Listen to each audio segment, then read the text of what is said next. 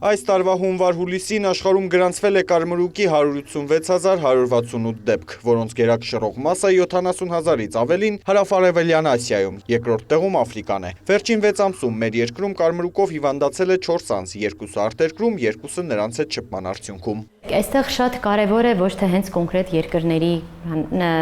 ցանկը, այլ այն գաղափարը, որ եթե նույնիսկ մեկ երկրում կա խնդիր, ճանապարհորդելիս մենք կարող ենք գնալ մեր համար, մեր տեսանկյունից անվտանգ երկիր, բայց այնտեղ լինեն անձինք, ովքեր եկել են հենց այդ համաճարակային իրավիճակ ունեղ երկրներից։ Հետևաբար ԱՀԿ-ն իր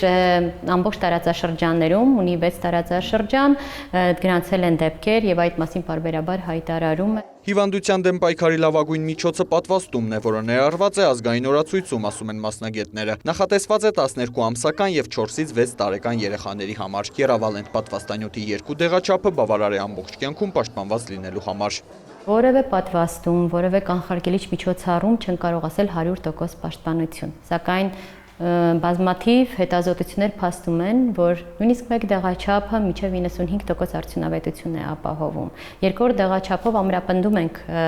այդ արդյունքը մինչև 98%, 99%։ Եվ սակայն կան դեպքեր, երբ որ օրգանիզմի առանձնահատկությունից ելնելով պատվաստանյութը ուղղակի կարող է չաշխատել պայմանավորված տարբեր գործոններով։ Վերջին 2 տարում Հայաստանում կարմրուկի դեմ պատվաստումներն ունեն 95% ընդգրկվածություն, իսկ այլ հիվանդությունների դեմ պատվաստվածների ընդհանուր թիվը նախորդ տարվա համեմատ աճել է գրեթե 2%-ով։ Եթե 2025-ի հունվար-հունիսին պատվաստվել է 1 տարեկանների 91.9%-ը, ապա այս տարվա նույն ժամանակահատվածում 93.1%-ը։ 6 տարեկանների շրջանում 2025-ին եղել է պատվաստումների 90.5% ընդգրկվածություն, այս տարի 91.8%։ Ունենք այսպիսի գաղափար, կոլեկտիվ իմունիտետի գաղափարը, որ եթե բնակչության շրջանում առնվազն 95%-ը պատվաստված լինեն, ապա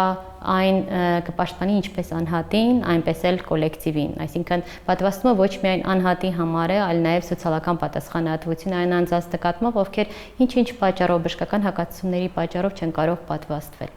Սուրվարակիչ հիվանդությունը փոխանցվում է օդակաթիլային ճանապարհով, ունի 7-ից 23 օր գաղտնի շրջան։ Դրսևորվում է դեմքի եւ մարմնի կարմիր ցանով, բարձր ջերմությամբ, չոր հազով, քթահոսությամբ։ Մասնագետները հորդորում են բաց չթողնել ազգային օրացույցի պատվաստումները, ծանր հետևանքներից խուսափելու եւ հանրային առողջապահությանը նոր մարտահրավերների առջեւ չկանգնեցնելու համար։ Արամ Մարանդյան, Աշոտ Խաչատրյան լուրեր։